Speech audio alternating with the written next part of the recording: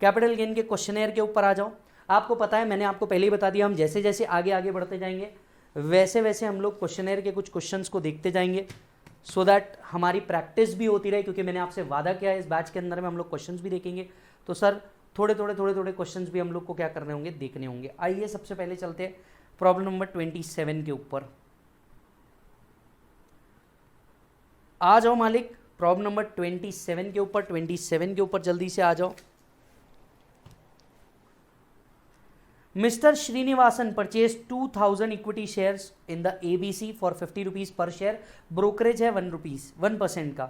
In February 1997 मतलब prior to 2001, he gets 200 bonus share in September 2001 मतलब bonus share भी मिला है prior to 2001, and he again get 2200 bonus share in September 2007 मतलब after 2001। अच्छा जी, fair market value as on that day is 125। In January he sell all the shares. एक minute, कितने? उसने 2000 लिए थे प्लस 200 का बोनस आया था प्लस 2200, 4400 शेयर्स उसने सेल किए 500 के हिसाब से। फुल वैल्यू ऑफ कंसिडरेशन 500, इस पे ब्रोकरेज लगा 2%, सो 500 माइनस 2% 490 आ जाता है into 4400। 21,56,000 should be the net consideration, 21,50,000। Sir यहाँ पे शेयर का प्राइस 490 कैसे आया? 500 में बेचा था, 500 माइनस 2% ब्रोकरेज, तो ये आ गया आपका total full value of consideration. इसमें से क्या माइनस करेंगे? इंडेक्स्ड कॉस्ट माइनस करेंगे। किसका इंडेक्स्ड कॉस्ट माइनस करेंगे मालिक? हम लोग इंडेक्स्ड कॉस्ट माइनस करेंगे ओरिजिनल शेयर्स का। ओरिजिनल शेयर्स प्रायर टू 2001 लिए गए थे, यानी क्या मैं कह सकता हूँ 2000 इंटू फेयर मार्केट वैल्यू। आपने कितने लिए थे? 50 में। फेयर मार्केट वैल्यू कितना था? 125 इंटू 125 इंटू 301 डिवाइडेड बाय 100। जरा सोच के देखना, 2000 share original shares into 125 that is fair market value, ये हो गया total value of shares, into 301 previous year में ट्रांसफर किया उसका। यस, एक मिनट, यहां एक छोटा सा चेंज कीजिए, इसे जनवरी 21 कीजिए, इसे जनवरी 21 कीजिए।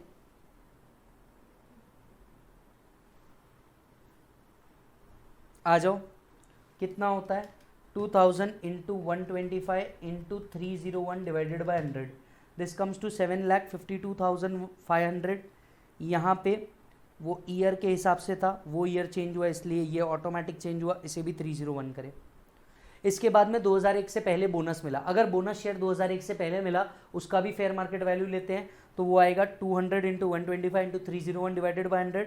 अच्छा जी, जो बोनस आफ्टर 2001 मिले इसका कॉस्ट ऑफ एक्विजिशन नील पकड़ा जाता है, तो उसका कॉस्ट ऑफ एक्विजिशन हमने यहाँ पे लिया ही नहीं है, straight away capital gain arise हो गया। ये ईयर के चेंज की वजह से यहाँ 289 आ गया, otherwise this should be 301। So brokerage is netted against the cost and sales value. Cost of acquisition of bonus shares acquired prior to 2001 will be the fair market value for, and once acquired post 1/4/2001 will be treated as nil. For original shares will take fair market value, refer the table of indices 301। so यहाँ का एक change कीजिए जिसके कारण यहाँ change होगा। Answer correct है, सिर्फ ये अमाउंट यहाँ पे आप चेंज कर लीजिए। Question number 28 we have already done. Question number 29. You do one thing, take this as homework. This is a very simple question based on what? Based on index cost of acquisition. This is an easy question based on index cost of acquisition, index cost of improvement. Question number 30. This is based on slum sale. As I said, this is a study material question. This is asked in RTP as well. This is a study material question. This has been asked in RTP as well.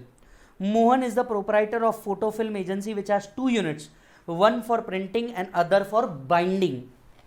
He transferred by way of slum sale one of the unit in 1st April 2020 for the total consideration of 50 lakh.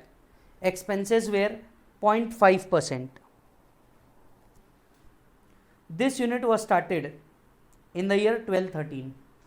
This unit was started in the year 1213.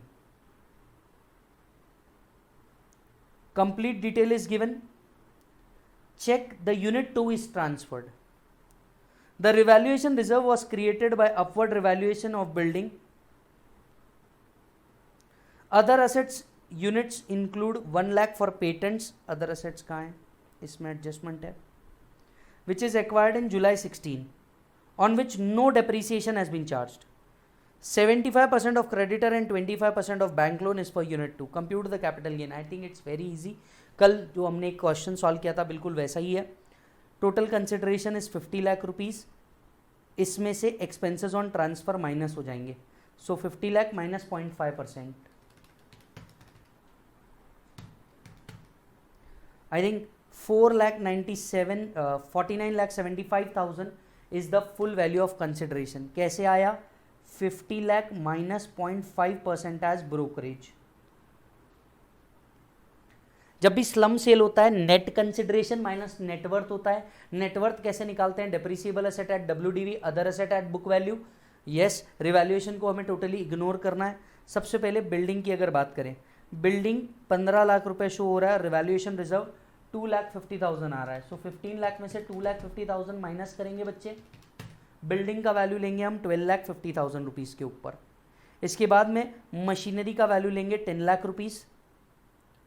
इसके बाद में debtors का value लेंगे 5 lakh rupees.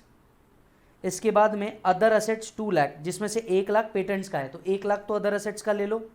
Patent के लिए एक अलग से वर्किंग नोट बनेगा. पेटेंट डिप्रिसिएबल असेट है, डिप्रिसिएशन मैंडेटरी है, लेना पड़ेगा. 2016 को अगर लिया था तो 16-17, 17-18, 18-19, 19-20 4 साल का डिप्रिसिएशन आएगा. ये आया 1, 2, 3, 4. 1 लाख में से 4 साल का WDV के बेसिस पे 25% से डिप्रिसिएशन माइनस करने पे आएगा 31,641. ये बना आपका टोटल एसेट. इसमें से क्रेडिटर कितना परसेंट है? 75%. सो 2 लाख इंटू 75%, यह आएगा 1,50,000 रुपीज़. साथ साथ में बैंक लोन कितना है? 25%. तो बैंक लोन 3,50,000 का 25%, 87,500. Total assets minus liability became your net worth. Net consideration minus net worth became your long term capital gain. Check कर लीजिए 2016-17 टू 19-20. देख लो, कोई दिक्कत है तो बताओ.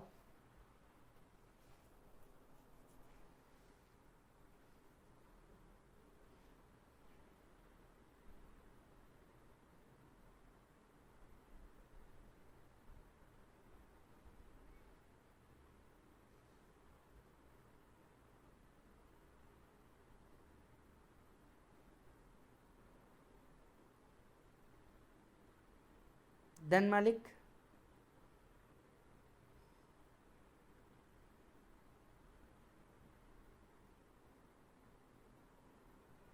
चलो आ जाओ बेटा नेक्स्ट क्वेश्चन के ऊपर.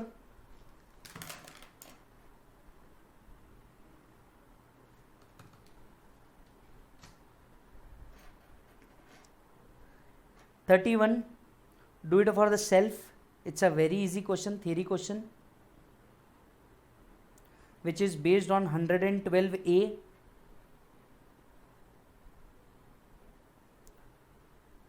32, please keep it pending for 115 BAC. एक क्वेश्चन मैंने यहाँ पे डाल के रखा है, 115 BAC के साथ क्या होगा, विदाउट 115 BAC का क्या होगा. एज ऑफ नाउ हम लोगों ने क्लास के अंदर में 115 BAC डिस्कस नहीं किया है. कहाँ डिस्कस करने वाले हैं? At the end. तो इसको हम मिसलेनियस के अंदर में कवर करेंगे. Come to question number 33. Mr. Gagan, age 69 and a non-resident. This should be highlighted.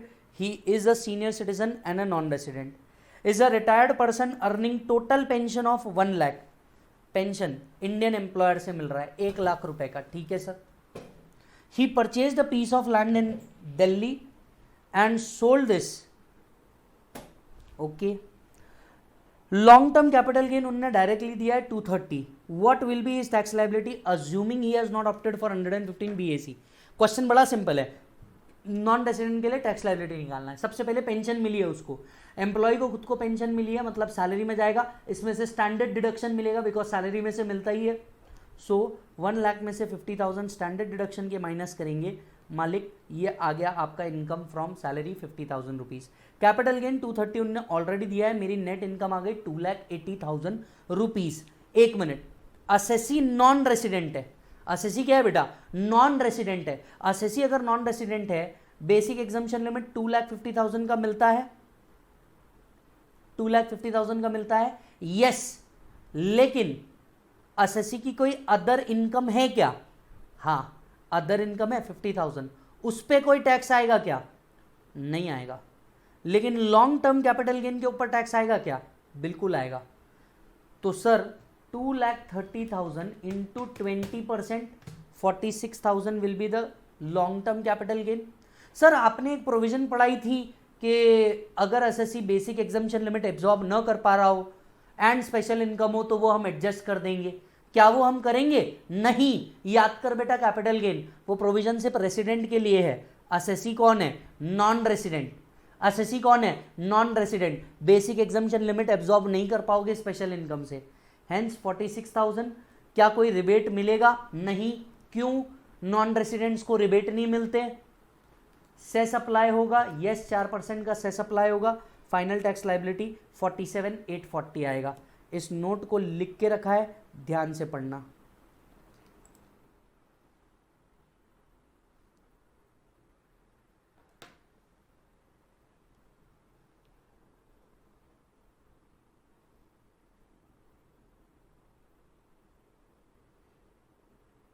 Done मालिक?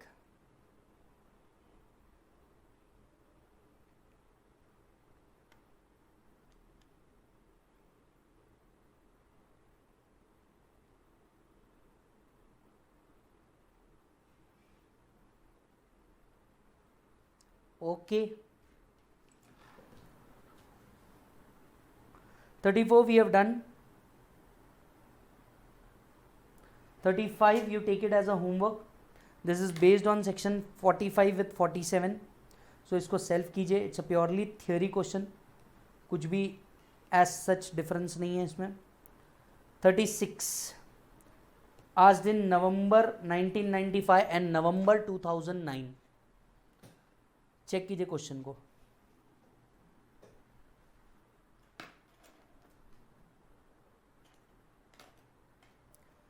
X entered into an agreement with Y for purchase of property for 100 lakh and paid 10 lakh as earnest money, advance money.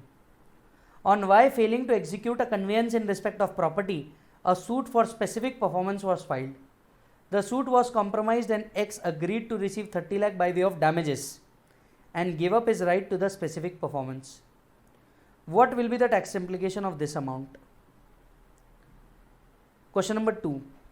Assessee acquired 1,000 shares of XYZ Limited at 100 per share on April 1999. The company issued bonus. Further, what is the capital gain assessable in the hands of assessee? Now सबसे पहले एक बात बताइए कि आपको यहाँ पे जो डैमेजेस मिले, whether this amount is taxable. Check कीजिए।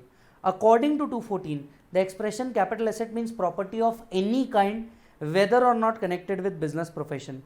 Transfer in relation to capital asset include sale, exchange, relinquishment of right or extinguishment of right.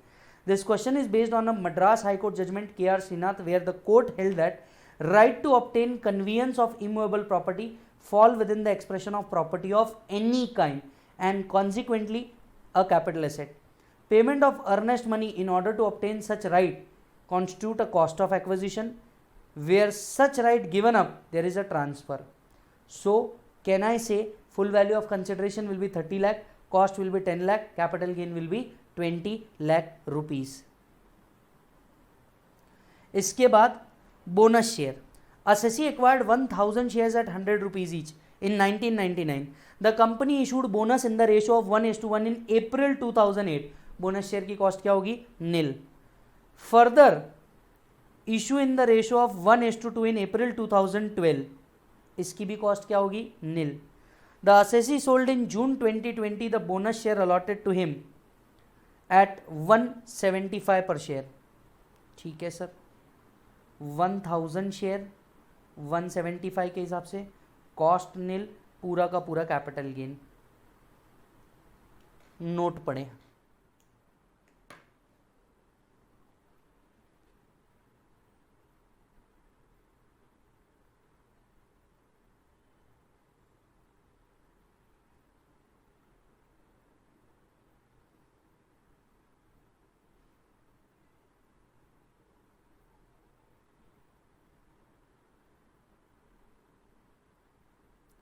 Done मालिक?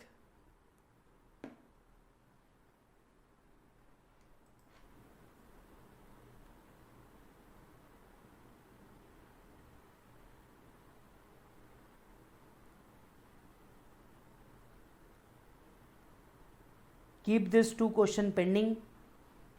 Come to question number 39.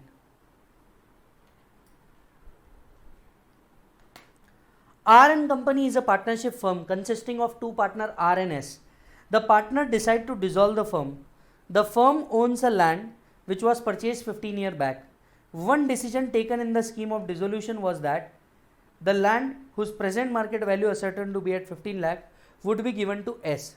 A suggestion was made to the firm that instead of making allotment at the time of dissolution, the firm can give the land to S by making book entries. Discuss the pros and cons. जरा सोच के देखिए, firm अगर कभी भी अपने partner को asset देती है ऑन डिसोल्यूशन और अदरवाइज, सेक्शन 45 सबसेक्शन 4 अप्लीकेबल होता है। अब सवाल ये उठ रहा है, वो बोल रहा है कि भैया डिसोल्यूशन के बदले तुम गिफ्ट कर दो, क्या 45(4) अब भी एप्लीकेबल होगा? होगा। क्यों एप्लीकेबल होगा? डिसोल्यूशन और अदरवाइज वर्ड यूज किया हुआ था। आइए आंसर देखते हैं। नवंबर 2004 में क्वेश्चन पूछा है, क्वेश्चन टैक्स प्लानिंग का है। क्वेश्चन कहता है कि भैया एक काम करो, तुम डिसोल्यूशन न दे करके गिफ्ट में दे दो, शायद कैपिटल गेन बच जाए। बताइए इसके प्रोज एंड कॉन्स क्या होंगे? वर्ड देखिएगा। Section 47 list out certain item which are not regarded as transfer and one such transaction is gift. Therefore, gift of an immobile property does not attract capital gain tax. However, it may be noted that 56(2)(10) has been introduced, and accordingly, stamp value of the land shall be assessable as income from other sources in the hands of partner.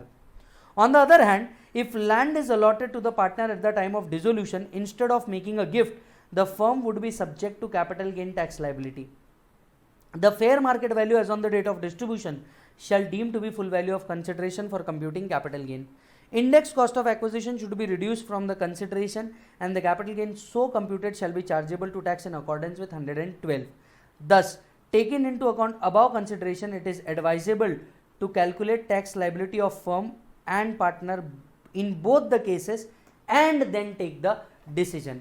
Sir gift होता है, section 47 attract कर जाएगा, पर सवाल एक और उठता है यहाँ पे, जब एओ असेसमेंट करेगा, जैसे कि मैंने आपको पहला ओपिनियन दिया कि सर 45(4) वो अप्लाई करने की कोशिश करेगा, क्योंकि क्लियर कट आप अगर गिफ्ट में दोगे तो उसको क्लियर कट समझ में आ जाएगा, it is a planning.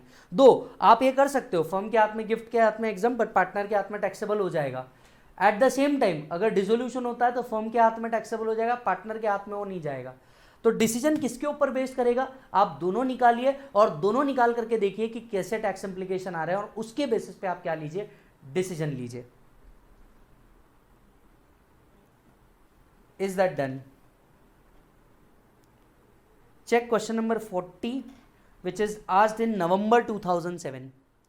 Question number 40 asked in November 2007. A piece of land owned by Mishra located in Jaipur Delhi highway was acquired by NHAI but awarded the order in 1415. Compulsory acquisition का question है, 13-14 में ले लिया, award हुआ 14-15 में। Was paid in the financial year 2021. जिस साल मिला उस साल taxable. The land was purchased in 1999 for 1000 rupees. The fair market value was 900 rupees. The compensation paid was 5 lakh rupees. आपको नहीं लगता 5 lakh will be full value of consideration? Other piece of land located in Chennai purchased in 2005 was also sold by him in February 2021 for 45 lakh, but the sale deed could not be executed by 31/3/2021. The value for the purpose of stamp value is 55 lakh. ठीक है,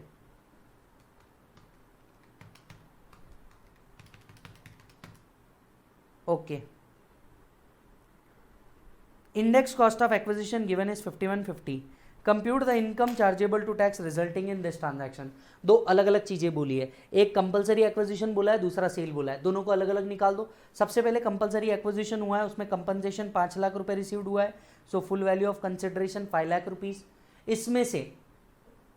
इसमें से cost या index cost? Sir index cost. Cost क्या पकड़ेंगे? Cost और fair market value whichever is higher, मतलब 1000. Can I से 1000 इंटू कौन से ईयर का इंडेक्स लेंगे? 13-14 का. 13-14 का इंडेक्स जा करके उसके अंदर में चेक करो आपकी बुक के अंदर में. This will be 220 divided by 100. ये आ गया आपका लॉन्ग टर्म कैपिटल गेन. दूसरा आपने सेल किया है, सेल वैल्यू 45 लाख रुपीज है लेकिन स्टैम्प वैल्यू 55 लाख रुपीज है. Whether stamp duty value exceed 110% of consideration? Yes. Hence 55 lakh will be full value of consideration. Index cost उन्होंने ऑलरेडी दिया है, long term capital gain arise हो जाएगा 3,49,095. दोनों को मिला देंगे, टोटल कैपिटल गेन आपका अराइज हो जाएगा. दोनों को मिला देंगे, टोटल कैपिटल गेन अराइज हो जाएगा. Question number 41, do it self. This is based on again slump sale. As I said slump sale couple of times पूछा गया है, तो सारे क्वेश्चन इंक्लूड करके रखिए. डू इट सेल्फ मई 2009 के अंदर में पूछा गया है. सिमिलर काइंड ऑफ क्वेश्चन जो हमने ऑलरेडी सॉल्व किया है. Done sir. सो यहां रुकेंगे भाई साहब हम आज के लिए. करीब 40 क्वेश्चन कैपिटल गेन के, around 40 questions of capital gain we have already solved. हम 40 तक के आ चुके हैं, जिसके अंदर में अराउंड इस 40 में से अराउंड आप ये समझ लीजिए कि जो रिपीटेड टाइप के क्वेश्चन है या जो इजी क्वेश्चन है अराउंड 8-10 वो मैंने आपको होमवर्क दिए. टेंटेटिवली फिर भी 30 क्वेश्चंस को हम लोगों ने क्या किया है? एनालाइज किया है. आप जाइएगा और भी जितने होमवर्क मैंने दिए उन क्वेश्चंस को देखिएगा, इन क्वेश्चंस को फिर से एक बार देखिएगा, और अगर कुछ लगता है तो जरूर मुझ तक पहुंचाइएगा. मैं इंस्टाग्राम पे भी अवेलेबल हूं, मैं टेलीग्राम पे अवेलेबल हूँ, पर मैं सिर्फ क्वेरीज को व्हाट्सएप पे ही रिप्लाई करता हूँ, इसके अलावा कहीं रिप्लाई नहीं करता. इंस्टाग्राम पे आप मुझसे पर्सनली जुड़ सकते हैं, टेलीग्राम पे आप कंपलसरीली मेरे साथ जुड़िए, ताकि रिजल्ट के दिन तक के आपको कुछ भी अपडेट लगा, कोई नोट मुझे आपसे शेयर करना है तो वो मैं टेलीग्राम पे कर सकूंगा. Thank you so much. मिलते हैं कल. बाय बोलो बच्चों.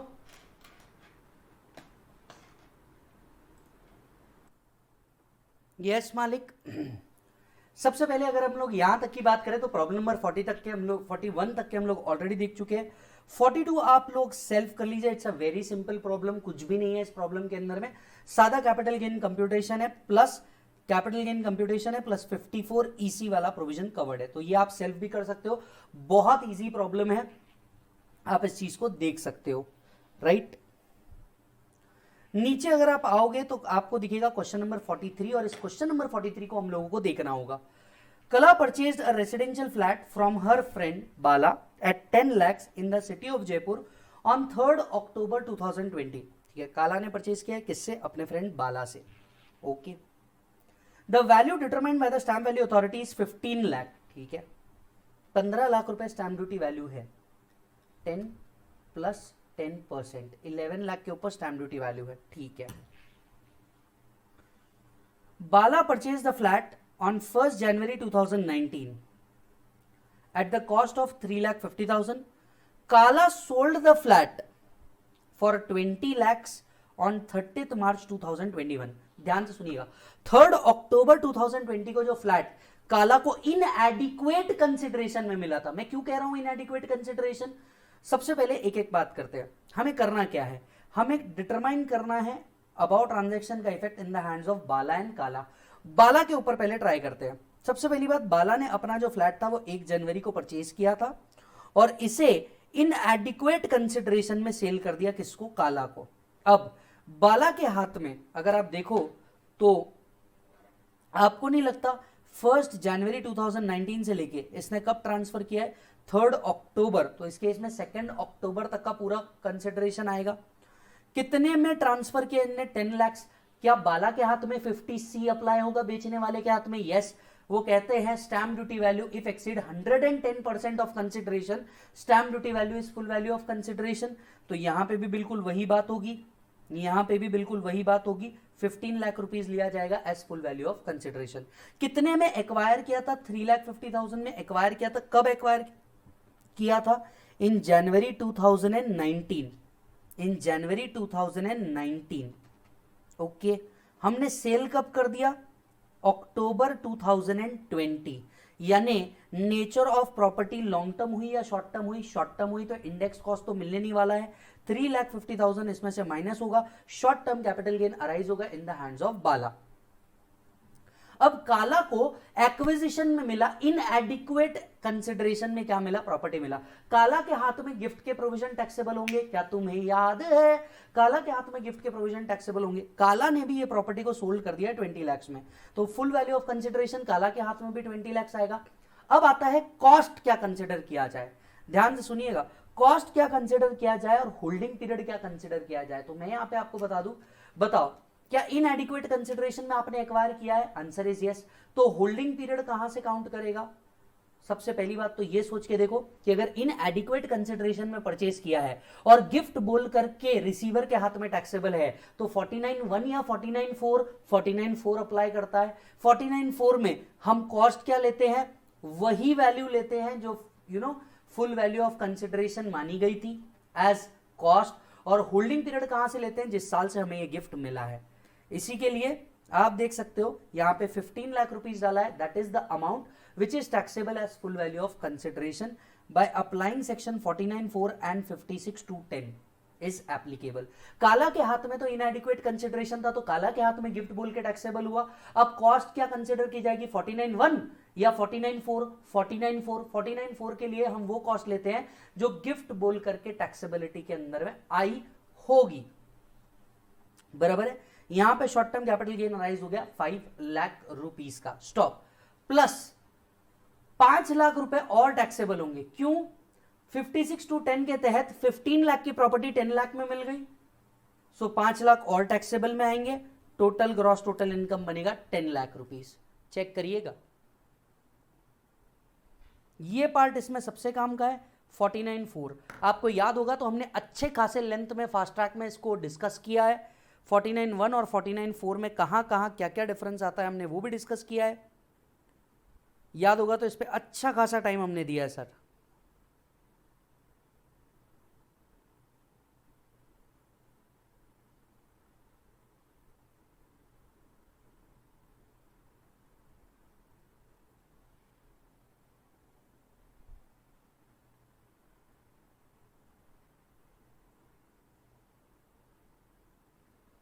डन मालिक? So this was 43। आइए 44 के ऊपर चलते हैं। 44 is a similar kind of question आज इन नवंबर 2011, सिमिलर काइंड का क्वेश्चन है, वही 49(4) 56(2)(10 के कंसेप्ट में बेस्ड किया हुआ। X transferred his residential house to Y for 10 lakh rupees on 1st April 2020. The value of the said house as per stamp value is 16 lakh rupees. Mr. Y is a childhood friend of X and X gifted a plot of land to Mr. Y on 1st July 2020. The stamp value is 8 lakh rupees.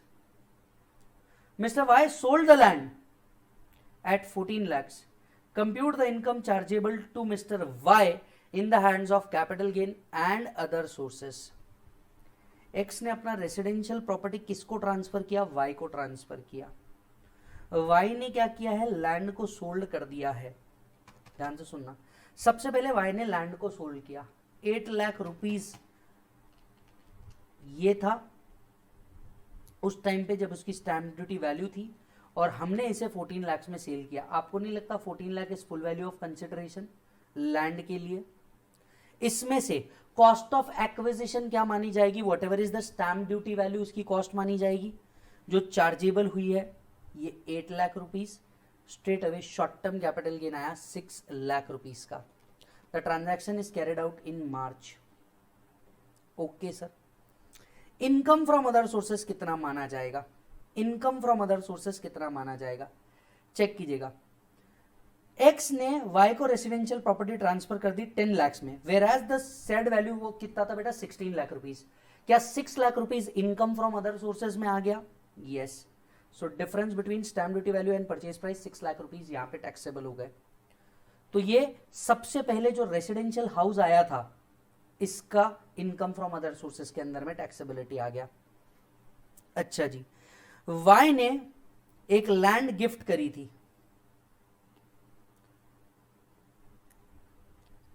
कितने की बेटा? 8 lakh rupees की। क्या ये 8 लाख की land without consideration दी थी?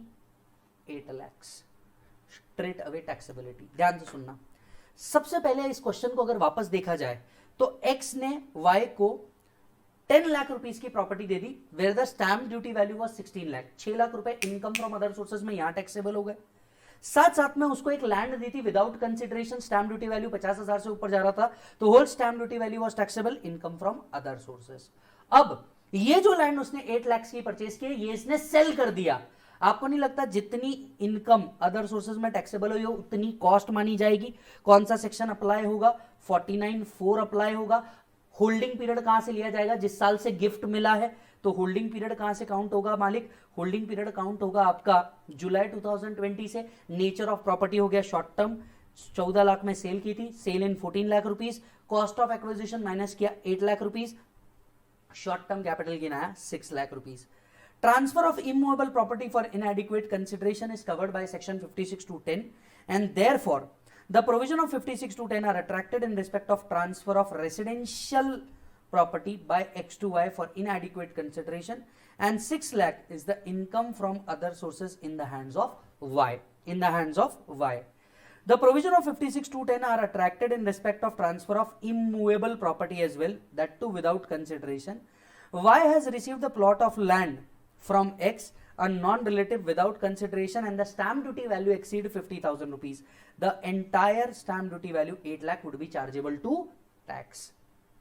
49(4) provides that where the capital gain arise from transfer of such property which has charged to tax under 56 to 10, the stamp duty value will be treated as cost of acquisition, and therefore 8 lakh will be treated as cost of acquisition. तो जो stamp duty value वहां पे tax हुई थी वही यहां पे cost बन जाती है, चार्जेबल टू टैक्स। लास्ट वाला पॉइंट होल्डिंग पीरियड से रिलेटेड है। क्वेश्चन नंबर 45 पे आते हैं। It's a May 2013 question, check करिए एक बार, बड़ा ही इजी क्वेश्चन है, बड़ा ही इजी क्वेश्चन है।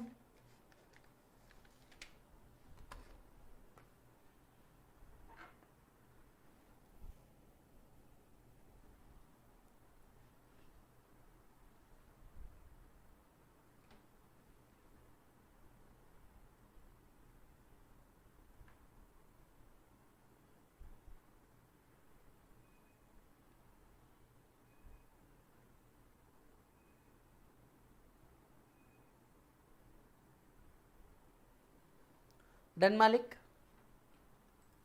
45. Shakti purchased a residential house in June 2010. Index cost is assumed to be 52,88,263. ध्यान से सुनना, इंडेक्स कॉस्ट ऑलरेडी प्रॉब्लम के अंदर में दिया है, मई 2013 फाइनल लेवल पे पूछा हुआ क्वेश्चन है। He sold the house on 1st December 2020 for 100 lakh. Full value of consideration मिल गया 100 lakh. Brokerage 2% on sale price, 100 lakh का 2%। This will come to 2 lakh. तो दो चीजें हमें मिली, ठीक है। He invested 80 lakh in the equity share of Shakti Manufacturing Private Limited, a newly formed manufacturing company which qualifies to be eligible startups. क्या बेचा? Property बेचा। काय में इन्वेस्ट किया? बिजनेस में इन्वेस्ट किया। 54 GB से रिलेटेड एग्जम्पशन सामने आ रहा है क्या आपके? 54 GB से रिलेटेड सामने आ रहा है। Mister Shakti hold 80% of the share, confirm 54 GB होगा। The company utilize the sum of 80 lakh in the following manner. Company ने इस पैसे को यूज करना है, याद होगा तो कंपनी पैसे को कहां यूज कर सकती है? Plant and machinery, computer and computer software के अंदर में। Purchase of new machinery is 60 lakh, including 10 lakh for purchase of computer. पूरे 60 लाख का बेनिफिट मिल जाएगा 54 GB में, yes. Deposit in a specified bank 10 lakh, याद है, बचा हुआ पैसा आप स्पेसिफाइड बैंक के अंदर में भी डाल दो, कोई प्रॉब्लम नहीं है। The due date of filing return is 31 October। Assume that he files the return on 28th October. Compute the capital gain arising chargeable to tax. बहुत बहुत बहुत सिंपल प्रॉब्लम है और 54 GB का प्रॉब्लम है. आई थिंक आप तक अभी तक के आप लोगों ने क्वेश्चन का जवाब भी निकाल दिया होगा, याद होगा. तो सबसे पहले फुल वैल्यू ऑफ कंसिडरेशन आएगा बेटा कितना, 100 लाख रुपीस. ये आया full value of consideration 100 lakh. Expenses on transfer minus होगा, नेट कंसिडरेशन आएगा 98 लाख रुपीस. इस 98 लाख में से इंडेक्स कॉस्ट ऑलरेडी दिया है, इंडेक्स कॉस्ट माइनस होगा. सो 98 लाख माइनस 52 लाख 88,263. आपका कैपिटल गेन आया 45 लाख 11,737. अब 54 GB में अगर कोई प्रॉपर्टी बेचता है और इक्विटी शेयर में इन्वेस्ट करता है एलिजिबल कंपनी की, तो 54 GB आपको एग्जम्पशन देता है. कितना? Amount invested into capital gain divided by net consideration. So capital gain कितना आया 45 lakh into amount invested. Overall amount कितनी इन्वेस्टेड है 60 लाख, जो एक्चुअल इन्वेस्टमेंट की प्लस 10 लाख जो बैंक में डाला, दोनों का बेनिफिट मिलेगा, divided by net consideration 98 lakh. So capital gain into amount invested divided by net consideration, ये आ गया taxable long term capital gain. ठीक है, compute the taxable capital gain, ये हमने निकाल दिया. टैक्सेबल कैपिटल गेन दोनों का बेनिफिट मिलेगा 70 लाख. आपको साथ में नोट भी लिखनी होगी. Exemption under 54 GB shall be available from long-term capital gain on transfer of residential house since all conditions are fulfilled. Sale proceeds are used for subscription of equity share, holds more than 50%. Amount of subscription is utilized by eligible company into plant and machinery. New assets include computer in case of technology-driven startup certified by the Inter-Ministerial Board of Certification. It is assumed that the conditions are satisfied. तो 54 GB के ऊपर based एक question है, kind of a question which is asked in May 2013. May 2013 के अंदर में ask किया हुआ क्वेश्चन है, बड़ा इजी. अगर साहब आप लोगों ने सुपर 35 किया होगा फाइनल का, या फिर आप लोग फास्ट ट्रैक बैच के अंदर के स्टूडेंट होंगे, तो आप देख सकते होंगे ये सब चीजें आपको चिल्लर लगेगी, क्योंकि ये सारी चीजें हम लोगों ने वहां पे बहुत लेंथ एंड ब्रेथ में डिस्कस की है. आप अगर रेगुलर बैच के स्टूडेंट होंगे तो भाई साहब मैटर ही खत्म है. ये सब प्रॉब्लम्स अब आपके लिए कोई इतने बड़े नहीं होंगे, क्योंकि आपने 350 प्रॉब्लम क्लास के अंदर में सॉल्व किए हो. 45 डन. चलिए 46 इज अ इजी क्वेश्चन. मैं आपको बता दूं 46 के अंदर में क्या है. 46 के अंदर में एक बहुत ही सिंपल क्वेश्चन है which is based on 56/10 plus 50C plus advance forfeited. It's an easy question, you can achieve it. बिल्कुल इसमें आप टाइम मत लगाएं. May 2015 का क्वेश्चन है, आप आराम से इसे कंप्लीट कर पाएंगे.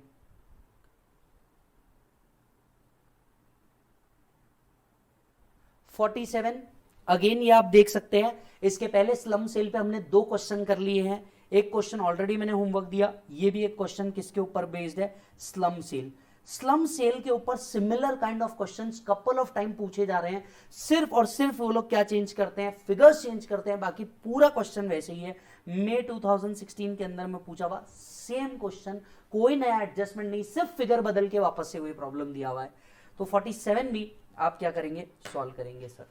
तो एज ऑफ नाउ मैंने आपको 3 प्रॉब्लम दिए हैं आउट ऑफ 7 प्रॉब्लम. 3 प्रॉब्लम आपको दिए हुए हैं.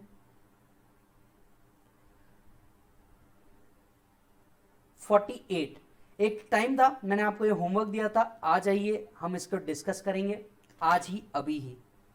Aniket sold a plot of land and invested the sale proceed in purchase of a new house in the name of wife. आपने प्लॉट ऑफ लैंड सोल्ड किया है और उसको न्यू प्रॉपर्टी के अंदर में इन्वेस्ट कर दिया इन the name of wife. He claim the deduction under 54F in respect of new house in the name of wife. AO, while making the assessment, denied such deduction on the ground that in order to avail the benefit of 54F, it is necessary to invest the sale proceed in the name of assessee. हमने already कमल वाला का case देखा है, जिसमें आपने investment अगर wife के नाम से भी करी तो भी आपको बेनिफिट जरूर मिलेगा. चेक कीजिए. The issue under the consideration in this case is whether the exemption under 54F can be denied to Mr. Ankit if sale proceeds of a long-term capital assets are invested in a new residential house within the stipulated time, but The said house is purchased in the name of wife and not as his name. The issue came up before Delhi High Court in CIT versus Kamalwala, wherein it is observed that 54F require purchase or construction of a residential property within a particular specified period. It does not require new house in the name of assessee himself. Delhi High Court decided that having regards to the rule of purposive construction and object of the enactment of 54F, the assessee is entitled to claim exemption under 54F in respect of utilization of sale proceeds of the plot of land in the name of his wife. In this case, Ankit had not purchased the new house in the name of a stranger or somebody who is unconnected with him, but has purchased in the name of his wife. The entire investment had come out of the sale proceeds of plot belonging to Ankit, and there was no contribution from the wife. Therefore, applying the rationale of the Delhi High Court ruling in this case, the action of AO denying the claim of deduction due to the investments of sale proceed in the residential house in the name of wife is not valid.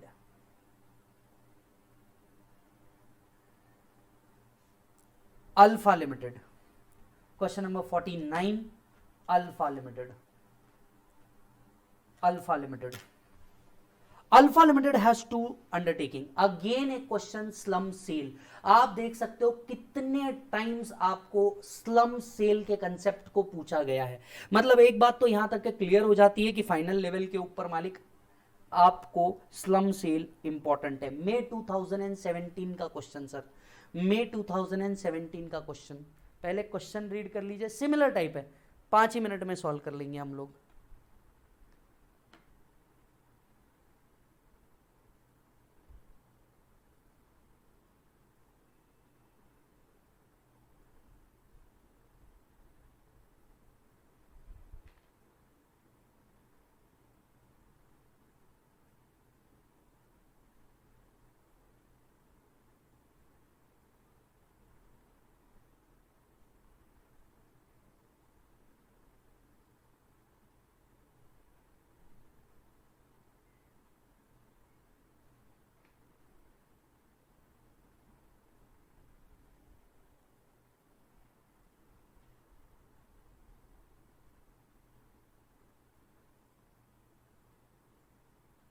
Done, sir?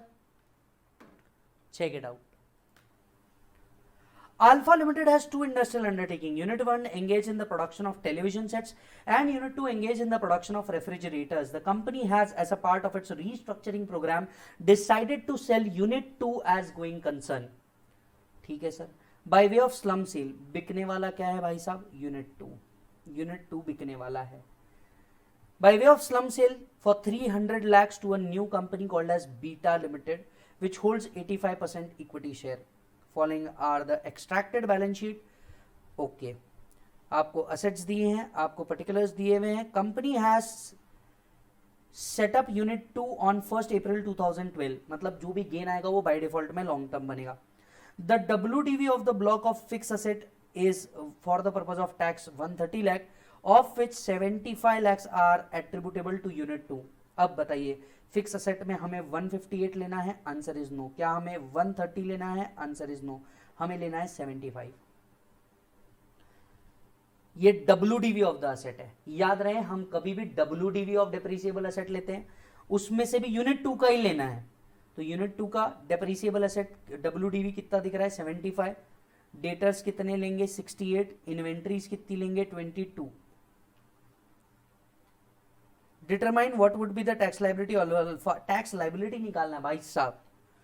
How the restructuring plan of Alpha be modified without changing the amount of consideration in order to make it more tax efficient. Tax planning के ऊपर भी आपको question पूछा गया है. एक minute, सबसे पहले क्या निकाला जाता है? सबसे पहले निकाला जाता है कंसिडरेशन माइनस नेटवर्थ. कंसिडरेशन हो गया आपका 300. नेटवर्थ के लिए ये हो गया आपका total assets 75 plus 68, 75 plus 68 plus 22, ये हो गया आपका टोटल 165. इसमें से लाइबिलिटी आपकी कितने की माइनस हो रही है? 65. 300 minus 100, 200 is the long term capital gain. Check कर लो, ये आ गया 200 lakhs is the long term capital gain. 75, 68, 22 net worth. एक मिनट. 2 करोड़ रुपए आपका लॉन्ग टर्म कैपिटल गेन आया है. लॉन्ग टर्म कैपिटल गेन के ऊपर 20% का टैक्स, क्योंकि टैक्स भी निकालने बोला है, तो 2 करोड़ का 20% 40 lakhs is the tax. Wait, क्या सरचार्ज लगेगा? यस. इनकम 2 करोड़ रुपए. असेसी कौन है? असेसी कौन है? Assessee is a company. Assessee अगर कंपनी है तो सरचार्ज का रेट 1 करोड़ से 10 करोड़ पे 7% का आता है. तो इस 4 लाख पे 7% का सरचार्ज लगेगा, that is 2 crore 80 lakh rupees. और इस पे एचईसी लगेगा 4% के हिसाब से. आपकी फाइनल टैक्स लाइबिलिटी आएगी 44,51,200 रुपीज. चेक कर लीजिए साहब.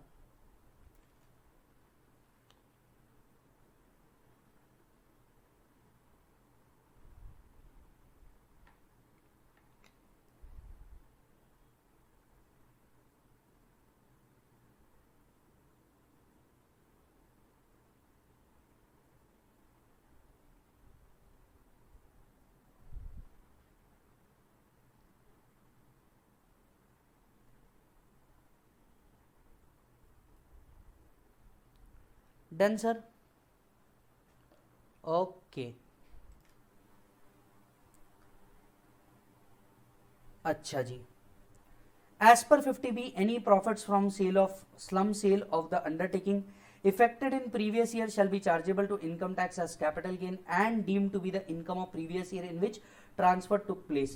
Assessee owned undertaking transferred under slum sale for more than 36 months, then the capital gain shall deemed to be of long term. तो ये तो हो गया पहले सवाल का जवाब. आपकी टैक्स लाइबिलिटी बाहर. दूसरा, इस ट्रांजैक्शन को किस तरह से रिस्ट्रक्चर किया जाए कि ये मोर टैक्स इफेक्टिव हो जाए और कंसिडरेशन उतना ही रहे. प्रॉब्लम में आपको एक हिंट दी है. देखो, ये ऑलरेडी 85% होल्ड कर रहा है. क्यों ना सेक्शन 47 अप्लाई किया जाए. सेक्शन 47 अप्लाई करके अगर मान लो बचे हुए 15% भी हम ले लें तो ये 100% सब्सिडरी हो जाएगी. और 100% सब्सिडरी अगर अपने होल्डिंग को या होल्डिंग अपने 100% सब्सिडरी को ट्रांसफर करे, provided the transfer is an Indian company, तो ये विदाउट कैपिटल गेन हो सकता है. 85% तो आप ऑलरेडी होल्ड कर रहे हो. 15% अगर आप और एक्स्ट्रा होल्ड कर दो तो पूरा ट्रांजैक्शन कैपिटल गेन से बाहर हो जाएगा.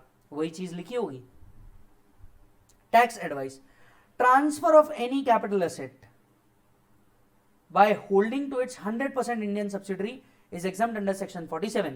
Therefore, if it is possible for the Alpha Limited, it should try to acquire the entire shareholding of Beta Limited and make Beta Limited its wholly owned subsidiary, and thereafter upon slum sale the resultant capital gain shall not attract tax liability.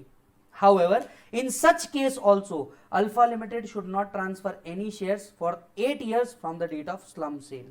Alternatively, if acquisition of 15% is not feasible, Alpha Limited may think about demerger of Unit 2 to get exemption from the tax by virtue of section 47. मेरे हिसाब से slump sale में अगर आपको कुछ अब तक के अगर जितना क्वेश्चन देखे उसमें 5 बार स्लम सेल के क्वेश्चन है, इसको आप इंपॉर्टेंट मार्क करो. मेरे हिसाब से ये ज्यादा बेहतर है एक क्वेश्चन बोल करके.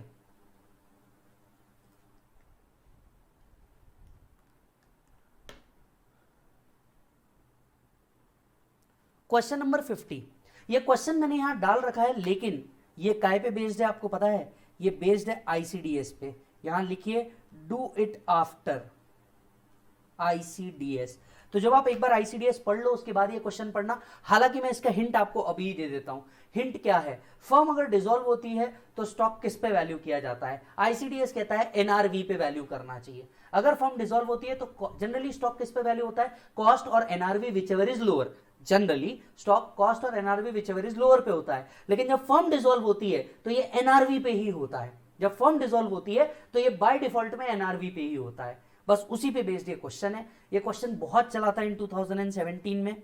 वर्ड देख लीजिए. In case of dissolution of partnership firm, ICDS valuation of inventories as on the date of dissolution to be valued at NRV whether is business is discontinued or not.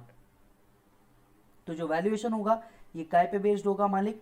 ये जो valuation है ये based होगा NRV पे. बस उसी पे based question है. वैसे तो मैंने सॉल्व करा दिया है, पर ये आईसीडीएस की बात करें आपको ज्यादा समझ में आएगा. 51. I think this is the second last question under the capital gain. May 2018 question. X Limited, it's a very good question. Mark this question as important. इस question को important mark करके चलो. X Limited was a company in which whole of the share capital is held by Y. ठीक है. X का पूरा share capital Y ने hold किया, मतलब 100% subsidiary. Both X and Y are Indian companies. कुछ hint मिल रही है section 47 की. X Limited had made investment in shares of ABC in 1997 for 3 lakh, which it sold to Y Limited for a consideration of 30 lakhs. अच्छा, subsidiary ने holding को बेचा है. The fair market value of this share is 20 lakh.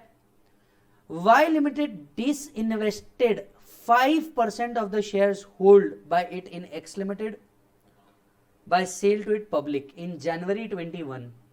January 21 के अंदर में Y Limited ने अपना 5% disinvestments कर दिया. ठीक है. It sold the shares of ABC in March 2021 acquired by it from X Limited for a sum of 70 lakh. जो शेयर्स किससे लिए थे, X से लिए थे, वो भी 70 lakhs में सेल कर दिए. Discuss the effect of these transaction in the assessment of X Limited as well as Y Limited. ठीक है. सबसे पहले क्या हुआ जरा समझिएगा.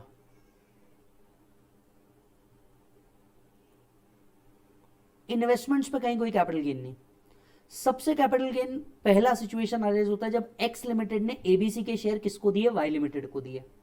एक्स लिमिटेड ने जब एबीसी के शेयर वाई लिमिटेड को दिए तो जरा सोच के देखिएगा, उस टाइम तक दोनों के बीच में सब्सिडरी और होल्डिंग का रिलेशन था. कंपनीज इंडियन कंपनीज थी. क्या सेक्शन 47 में एग्जम्पशन मिल जाना चाहिए. Since both X and Y are Indian companies, sale of shares की बात चल रही है, and Y hold 100% of the shares of X Limited. The shares of X Limited by the shares of ABC Limited by X Limited to Y Limited would not be treated as transfer for attracting capital gain, attraction of section 47. Hence, no capital gain would arise in such case to X Limited. ठीक है sir. अब दूसरा क्या हुआ है, 2021 में हम लोगों ने डिसइन्वेस्टमेंट्स किए हैं. 2021 में हम लोगों ने क्या किया, डिसइन्वेस्टमेंट्स किए. मैं आपको एक प्रोविजन याद दिलाता हूं.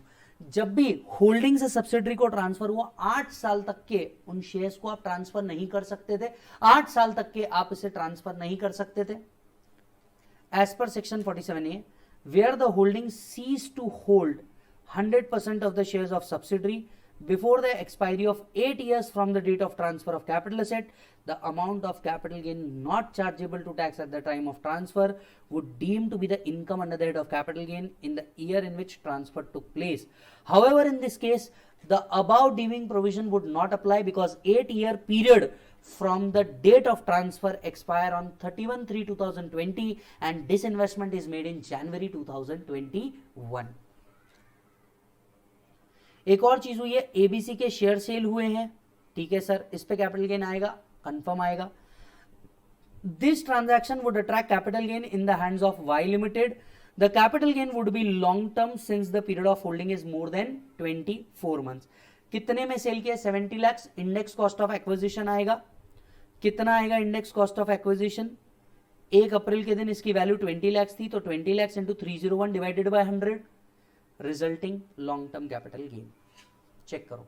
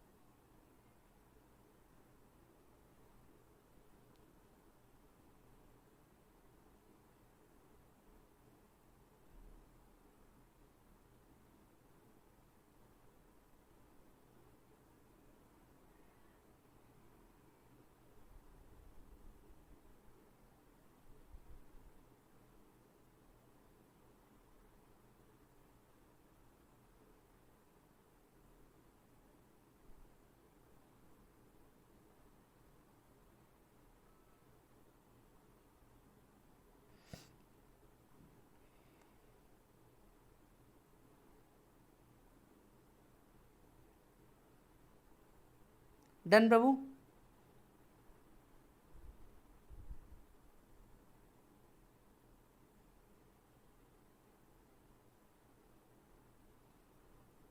ओके, बढ़ते हैं आगे।